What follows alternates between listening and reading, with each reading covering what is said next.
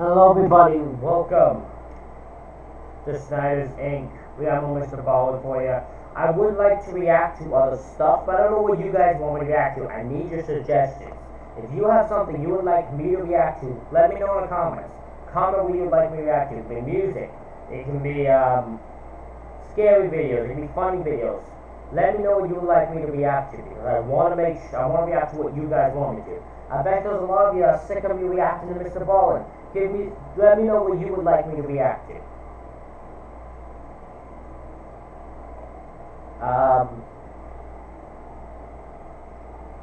We're going to be doing another Mr. Ballin would know. And these are top 3 stories that sound fake but are 100% real, part 1. I know there's many of these, I can't wait to get into them. These are top 3 stories that sound fake but are 100% real, part 1. Are you guys ready? Of course you're ready. Let's go.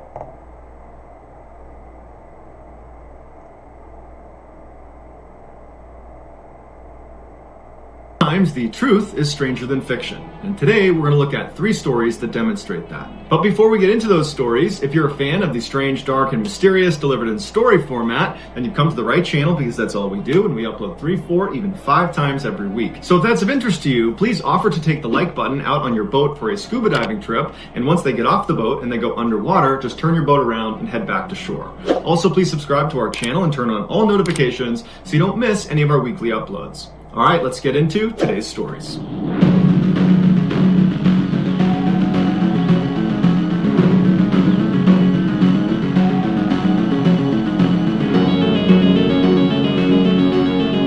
A 28-year-old Russian man named Artyom Sidorkin started having severe chest pains, and at first he tried to ignore it, but it got so bad he could barely stand up, and then he began coughing up blood, and so finally he went to the emergency room. When he got there, even before the doctors examined him or gave him an x-ray, just based on the way he presented to them, being pale in the face and hunched over and very sick looking, they assumed this must be something very serious. So that day, they brought Mr. Sidorkin in for an examination, and after talking to him and hearing about all of his symptoms and just looking at him, the assumption was he probably has a tumor in his lungs. And so they sent him in for an x-ray, and afterwards the radiologist looked at the x-ray and confirmed that, yep, there is a mass growing inside of your lungs. And so before they went to just start removing huge pieces of his lung, they told him that they would like to do a biopsy where they remove a small piece of the tissue and test it to see if it's cancerous or not. And so Mr. Sidorkin is terrified, but he says okay, he schedules his surgery, he goes in a couple days later, and the surgeon pulls out a piece of his lung tissue,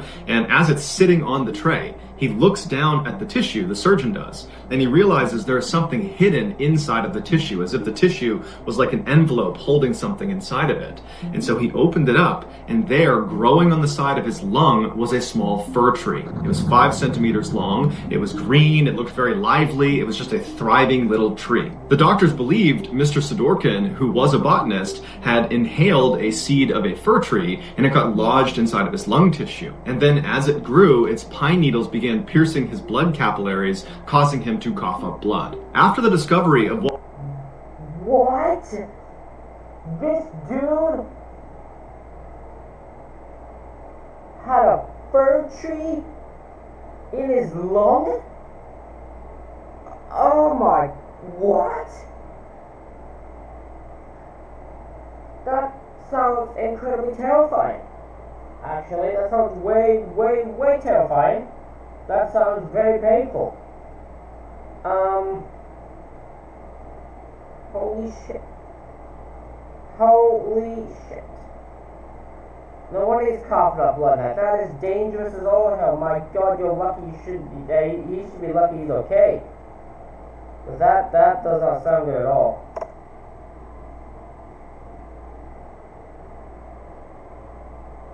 what was inside of his lung, a spokeswoman for the Royal Botanic Gardens in London said that it is possible for a seed to germinate inside of the dark, damp conditions inside of a lung, but it is unbelievably bizarre. When doctors informed Mr. Sidorkin that he did not have cancer, he had a tree, Mr. Sidorkin was shocked and he said, "I never got the sense that there was a tree growing inside of me." But more than shocked, he was just relieved that he was cancer-free. There is a picture of this tree inside of his lung tissue, but it's a bit graphic, so if you want to see it, go ahead and Google tree in lung, and I'm sure you'll find it. Growing up, Pauline Dakin always suspected that there was just something off about her family. And years later, she would find out she was right. In 1970, when she was 5 years old, her parents, Ruth and Warren, separated. And to Pauline, it wasn't that much of a shock because her father, Warren, was a heavy drinker and he's extremely violent. But after they separated and Pauline, her mother, and brother had moved into another house on the other side of Vancouver, Canada, Pauline noticed her mom started to act really anxious all the time, but she never knew why. When Pauline was 9, her mother told her and her brother that they were going to go on a vacation to Winnipeg, which is 1,000 miles away from Vancouver. And so they loaded up the van, they hopped in, and they drove all the way to Winnipeg. And when they got out, they went inside their new vacation home, and Ruth informed her children that they were actually never going back to Vancouver. And when Pauline and her brother said, "Why? Dad's still back in Vancouver. I want to see Dad." But Pauline said, "Sorry kids, this is the way it has to be, and when you're old enough, I'll explain everything." Confused and sad, Pauline and her brother began starting a new life in Winnipeg. Over the next 4 years, Pauline never saw her father, and so she lost touch with him. But she started making a couple close friends in Winnipeg, and she was starting to feel like this was home. But right as she was starting to feel normal, her mother told her and her brother that they needed to move right now all over again. This time they were going to go all the way to New Brunswick, the far east side of Canada. Their mother made them swear they would tell no one about this move. But later that day, when Pauline was with her best friend Wendy, she let it slip that she was moving, and so when Ruth came to pick Pauline up from Wendy's house, the two girls had to effect these sort of breezy goodbyes to each other so that Pauline's mother wouldn't suspect anything. Once in New Brunswick, the family did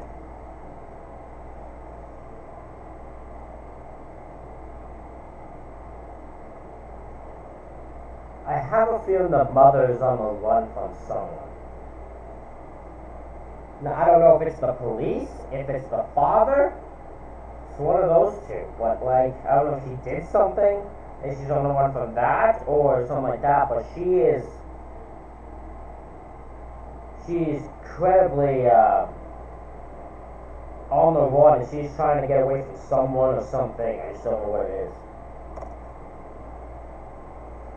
put down roots, and they stayed there for many years. But Pauline's mother still was just incredibly anxious and paranoid about something. The kids just had no idea what it was. Fast forward to 1988, when Pauline was 23 years old. She had moved 2 hours away from the family home in New Brunswick and was living with her boyfriend and was working as a reporter at a local newspaper.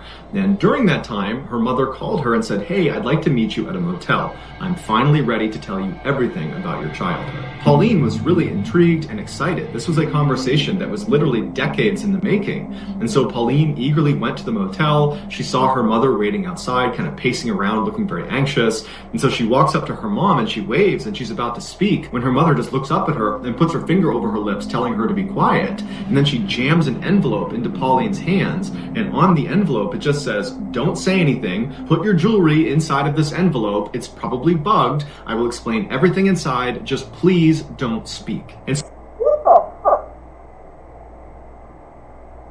What do you mean? How's the jewelry bug? What the heck is going on here? What did her mother get into? What did her mother get her into? What did she do in her free time? There was so much I'm missing information here, and it's driving me insane. What did the mother do on her free time that led to this happening? This isn't normal. You don't normally think this way. What is happening?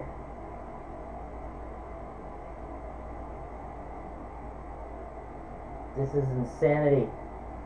What?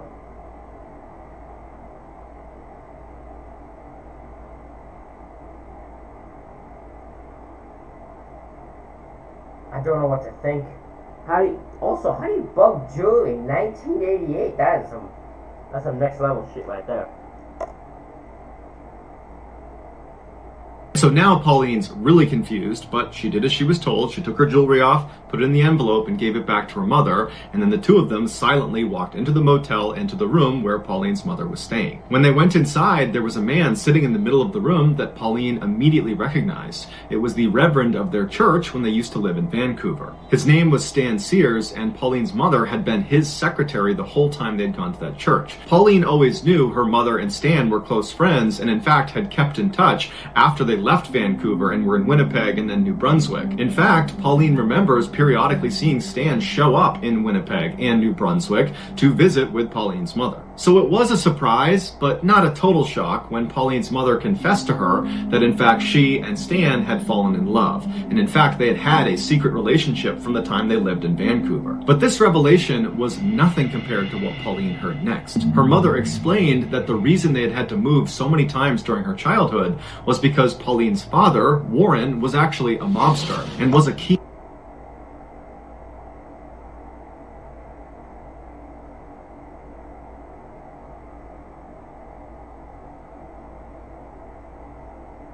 right on to that mother. Because I'm going to assume that what happened was the moment they got divorced, the moment she left him, well, that she knew too much. Because she knew too much, she had to go. And then I bet you once the husband found out about the Reverend and her falling in love and being together, and I'm going to assume having an affair, he became part of the hit list. He became the hit list person. He does look like a mobster, in fairness. He does look like one. That's insane. Right onto that mother.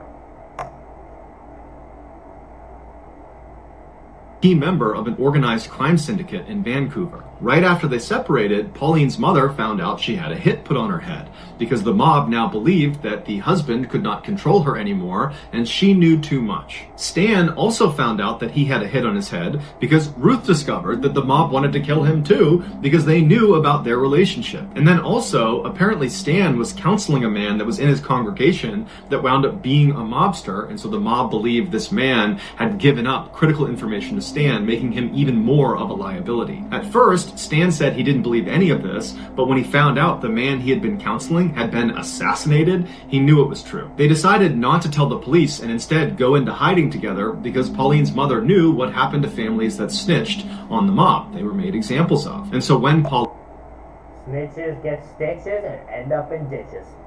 Pauline and her family moved to Winnipeg and then to New Brunswick, Stan actually moved there as well in tandem, which is why Pauline had seen him periodically showing up at their house to visit with Pauline's mother. Pauline was understandably completely shocked, but at the same time, she was kind of happy to have some sort of explanation for all the strange things that had happened in her childhood. And so over the course of the next several hours, Pauline sat in this motel room with her mother and Stan and asked them every question she could think of. And she discovered that whenever she came home from school and she found her mother furiously pulling all the food out of the fridge and the pantry, throwing it all away with no explanation, that was actually because they found out the mob had tried to poison them. Or the 6 different times Pauline was unenrolled from the school she was at and then moved to a different school across town, that was because there was a credible threat the mob had discovered where Pauline was going to school. And so by the end of the weekend,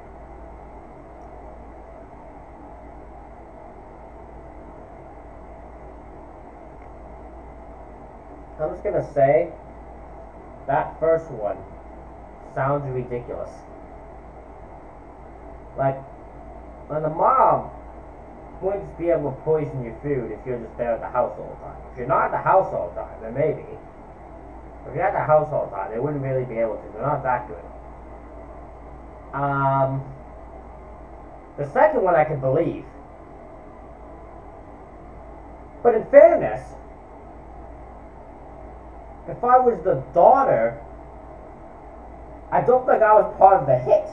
If the mother was on the hit, and the Reverend was on the hit, them two were probably the ones that were after. The kids, the father just probably wanted them back because the mother just took them and left.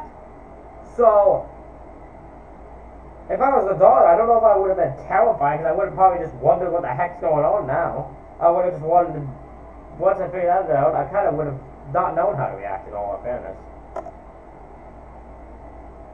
Pauline not only learned about this totally crazy past she had, but she also learned that she was still in danger. And so before Pauline headed back home, she You hope you aren't in danger at all there, girl. You're fine. Asked her mother and Stan what she should do to stay safe. And Pauline's mother said, well, that's actually the reason we called you here now, because after all these years, we were just tired of being in hiding, and so we've already spoken to the authorities, and they've moved us into a special witness protection program for families connected to the mob. When you enter this program, it's referred to as entering the weird world, where basically you're not really safe, but you have agents that follow you around that are undercover, that track what you're doing and make sure there's no assassination attempt on you. And before Pauline could even ask, her mother told her that as a measure of her and Stan entering the weird world, they asked that a couple of agents monitor Pauline and her brother, even though they didn't know they were being monitored. At this point, Stan reached forward with a radio and he said, here's a radio that actually broadcasts to the agents that are following you pretty much all the time.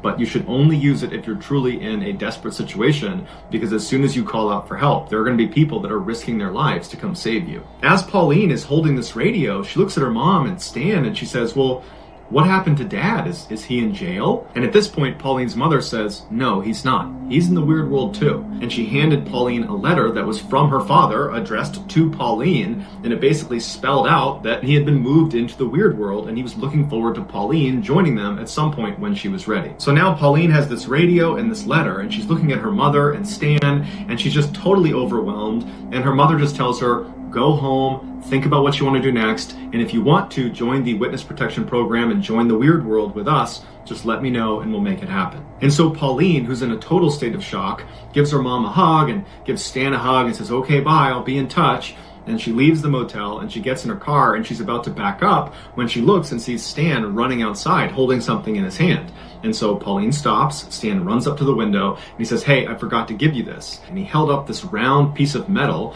that he told her was a GPS transponder. It was magnetized and she should put it out of sight underneath her car. And what it does is it constantly gives off her location to the agents that are following her. So it... This sounds ridiculous. I'm so... What? What? I can't... What? This can't be real. But it says it's 100% real. What?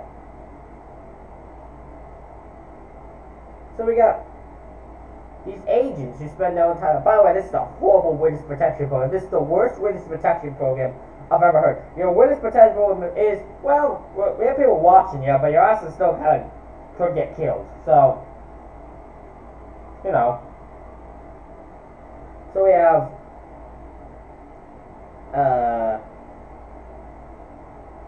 we have this. We have agents following you around. You got a radio, and you got a tractor, and now the father, who apparently lives that monster, is now in the weird world with them. This thing just took a whole turn. So I think that the father want to get out of the mob, and the reason and they couldn't let that happen because you don't get out of the mob, you don't ever leave the mob. I don't know. I wonder what else happened. What else happened?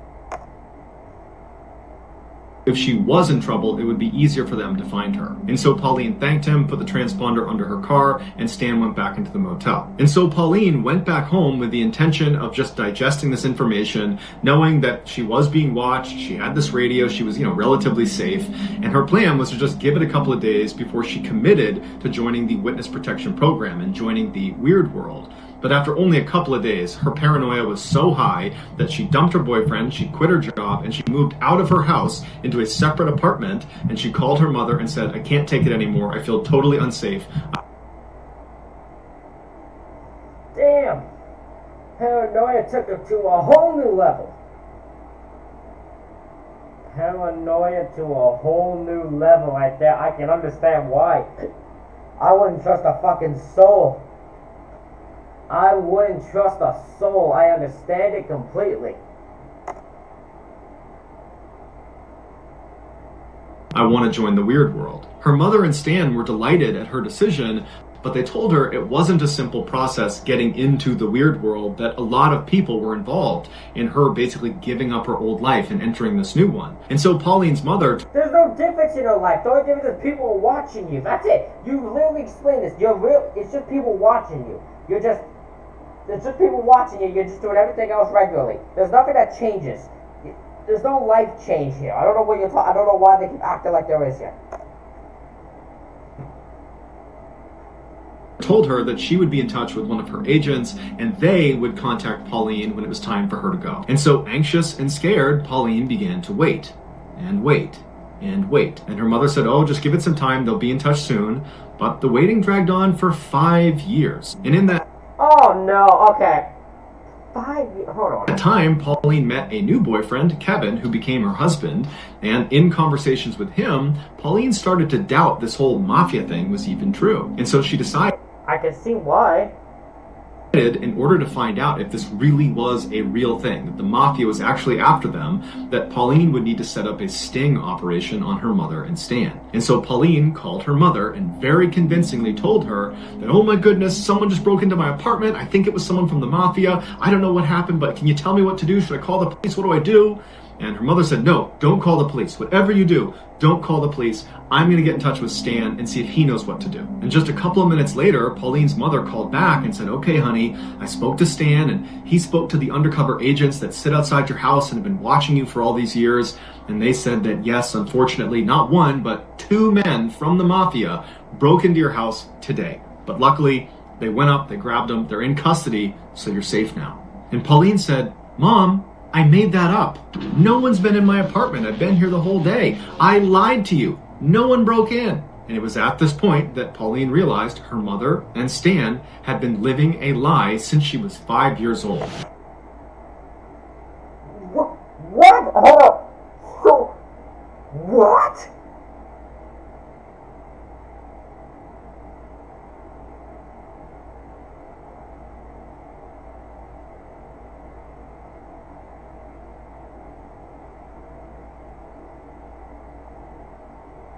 I have never been more baffled by a story in my life. I have never had more zigzags go on in my... What?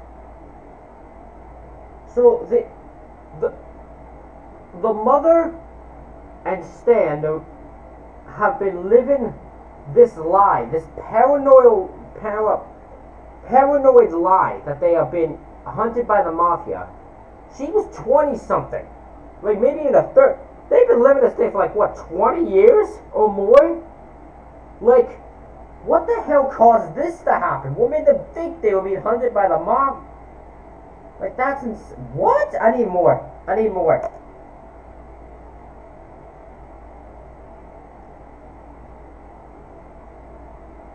There was no mafia. Her father was not a mobster in some Vancouver crime syndicate. It was all made up.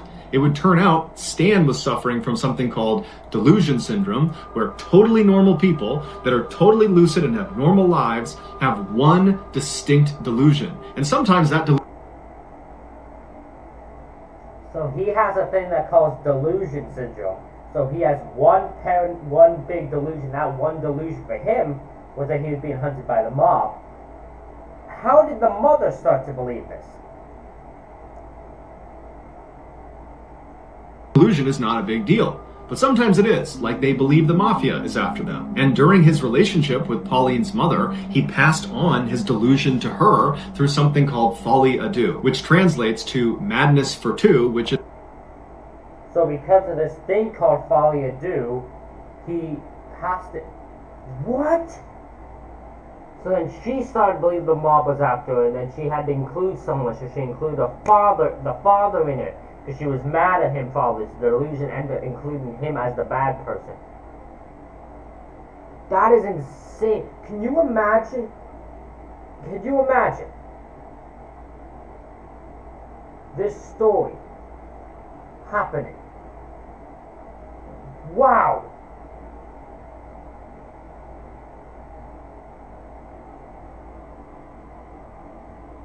Also, can someone let me know if I've reacted to this before? Because I swear we've done a story involving folie à deux before. Let me know, because unless I'm wrong, I might be wrong, but I swear they have. I swear I have. Let me know.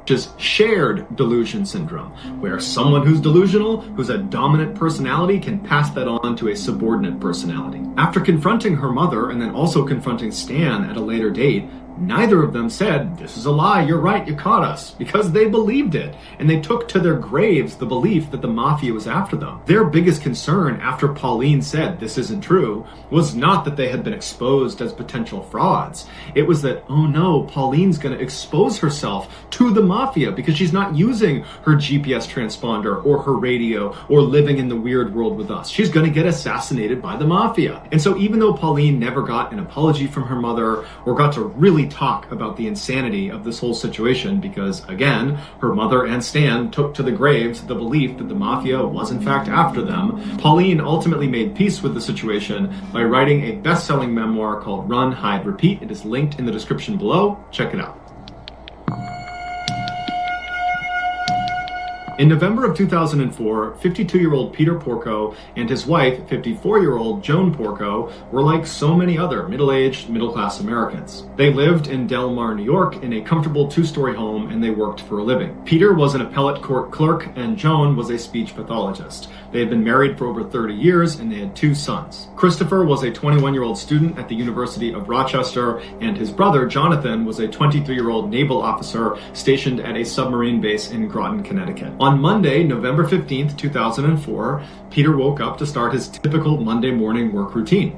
He got up, he got out of bed, he went to the bathroom, he relieved himself, he looked in the mirror, he shaved, he got dressed in his work clothes, he went downstairs, he put on a pot of coffee. While the coffee was brewing, he unloaded the dishwasher and then put the dirty dishes into the dishwasher and started it. He wanted to get his newspaper, so he went outside, he got his newspaper, but he realized he locked himself out of the front door, so he got the spare key out from underneath the mat, opened the front door, went inside, he sat down, had some coffee, read the newspaper. After a few minutes, he put his coffee cup in the sink, he packed himself a lunch in his lunchbox, and then he headed for the door to head for work. Peter was known as a very reliable employee who was also very punctual and rarely missed work. So when he didn't get to work that Monday morning, the court was a little bit confused. They called him to see if he was okay. He didn't pick up. So they dispatched a court officer to go make sure he was okay. And so the officer arrives at his house. He sees cars in the driveway. The front door shut. He goes up. He knocks on the door. Nobody answers. He tries the handle of the front door. He realizes it's open. So he opens the door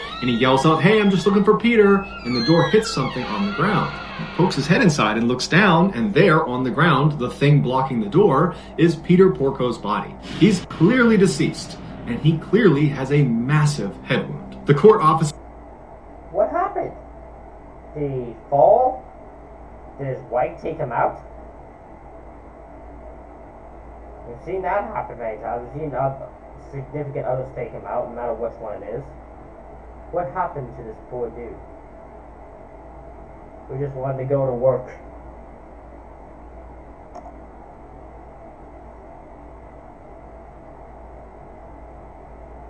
Officer steps outside immediately, calls 911, local police show up, they go inside, and sure enough, Peter is dead. They go upstairs and they find his wife, Joan, in bed, also with a massive head wound, but she was... Okay, ignore that last one. I thought it could have been this wife, but she taken out herself. So who came into this house? These two 50-year-old people who are just living their lives with no other issues. Who's living there? Who went in that house with the goal to take them out? What heartless person did that? Was still alive. Joan was rushed to a hospital where she underwent emergency surgery and then was put into a medically induced coma. Meanwhile, the police began their investigation into who could have done this. They quickly discovered that the home's alarm system had been smashed and a phone line, because there still was landlines at the time, had been cut from the outside, and a screen in one of the windows had been slashed that looked like the way someone climbed into the house. However, nothing appeared to have been stolen because police almost immediately found Peter's wallet with money inside of it still sitting in the house, as well as very expensive jewelry that belonged to Joan, still sitting in the house. As they continued to search the house, they discovered a fireman's axe that belonged to the Porcos hidden inside of one of the bedroom closets, and it was very clear this was the murder weapon. The Porco sons had been away during this attack. John was on his submarine in Connecticut, and Chris was at the University of Rochester. And in fact, Chris found out about the attack on his parents when he saw a news report. Because this story of this innocent, typical-seeming American couple in a quiet suburb getting struck down by some axe-wielding maniac had gone totally viral, and it was all over the news. And so Chris called the police to get more information about his parents' death. Here's the recording. Hi, my name is Chris Porco. I was just called by the Times Union saying that my parents were found dead this afternoon. I was wondering if you had any information for me. Hey, Chris, what about sorry? There's a common demeanor towards him that makes me feel uncomfortable. There's a common demeanor that I don't like. I just don't like it. It makes my body shake, it makes my body go chill, like I get chills and goosebumps thinking about it. I don't like this guy's demeanor. I'm at school in Rochester, New York. Okay, you're in Rochester? Yes. Okay, and you're hearing from the Times Union? Yeah, they said my parents were found, I guess, I don't know, they didn't say how or anything. So you will be here probably, you're going to go right to Albany Med? I don't know, I don't even know when all this, but... Yeah, she is at Albany Med. Okay, do you know her condition? No, because I haven't talked to her. Let me give you my pager number. As you can tell, Chris is extremely emotional. He's beside himself. He can barely speak. He's so upset about what's happened to his parents. No, actually, he sounds as calm as if he's ordering a pizza. Yeah, he's way calm, way too calm. That calm demeanor, I don't know if that's just how he is, or if that's just regularly, or if that's just the way he chooses to handle the situation, but that calm demeanor is messed up, man. Because Chris Porco was actually a psychopath, and he was the one who attacked his parents with the axe. You ungrateful little piece of... Oh, that makes me... I don't like that at all. Horrible, horrible, horrible a-hole. What an a-hole. To do that for no... You had no reason to take out the people who brought you into this world. Without them, you don't exist.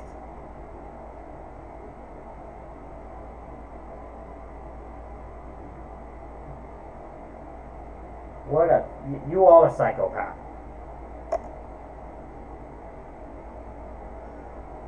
As it turns out, Chris was failing at school and taking out huge loans in his father's name by forging his signature. And his father found out about it. So Mr. and Mrs. Porco write their son a strongly worded email where they tell him this behavior has to stop, and they're very disappointed in him, but they love him and they will help him get back on his feet. Chris responded by driving home in the middle of the night, sneaking into his house and attacking his parents with an axe. While this case is already disturbing and horrific and tragic, it's what happens to Chris's father after the attack that makes it one of the most brutal cases of all time. After being struck 16 times in the head and laying unconsciously in his bed as his son snuck out of his house, Peter suddenly sat up and began his morning routine. He got dressed, he went to the bathroom, he shaved, he went downstairs, he made coffee, he did his chores, he went outside to get the newspaper, he got locked out, he got the key from under the mat, went back inside, he packed his own lunch. When he was finally ready to go, he headed for the door and then he collapsed and he died. Due to the severity of Peter's head wound, his brain was basically broken and it was unable to recognize he had been gravely injured. So in his final moments, he believed it was just a typical Monday morning going about his work routine, when in reality, he had a gaping head wound and he was basically dead after the 16th blow to his head. One of the more surprising and heart-wrenching details of this case is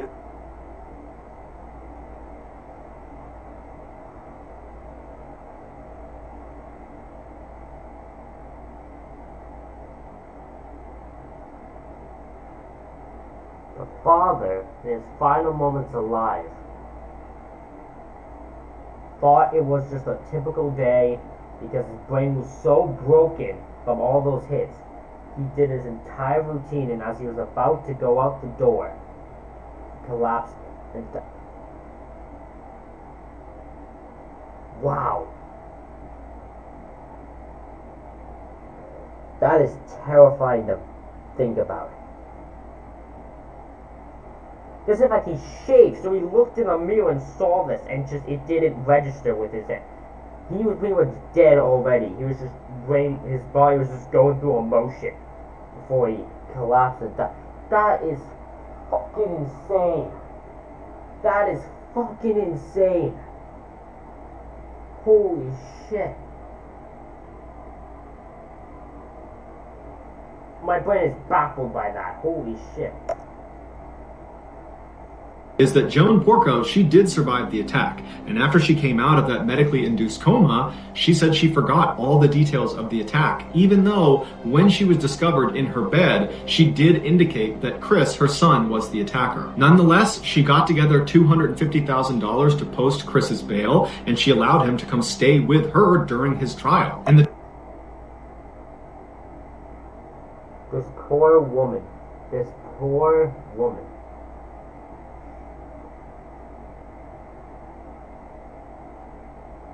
You're heartless. You little bastard. The son, Mr. Chris, you are heartless. You know why you're heartless? Because the fact you were able to look this woman in the eye and look at thing, knowing for a fact that what you did this to her. You did that to her, and yet you are the one standing there perfectly fine, walking out with court with her and going to live with this woman who you tried to take the life of. The reason her husband is not here because you took the life of him. Yeah, you don't care. You're sitting there happy and go lucky. You're sitting there happy the fact she doesn't remember what happened makes her think to just do her motherly instinct, and that is to make sure you are taken care of by getting bail money and getting all that out.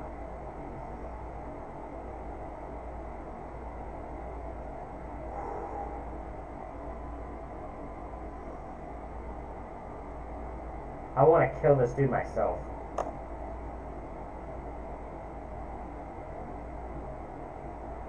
the two attended the trial together, walking into the courthouse hand in hand. Chris was very quickly found guilty of killing his father and attempting to kill his mother, and he was sentenced to 50 years to life in prison. Despite the verdict, Joan Porco still speaks to Christopher over the phone and frequently visits him in prison. It's unclear if she still believes he is innocent. So that's going to do it, guys. If you found the secret in today's episode, let us know in the comments what it is. And of course she's gonna think he's innocent. She would, because she doesn't remember. She would never believe that Chris,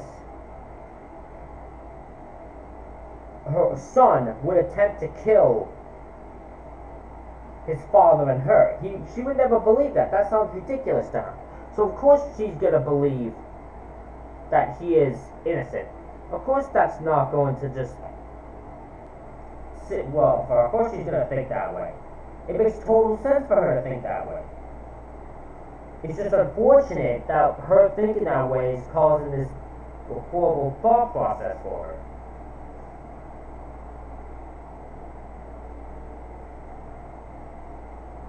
Ladies and gentlemen, after that heartbreaking one, I hope you all enjoyed this video. Hit the like button, subscribe button, comment what you think down below. Thank you all for watching. We are very close to 200 subscribers, so hit the subscribe button to help me out. Comment any suggestions for videos down below. Thank you all for watching. I will see you all for the next one.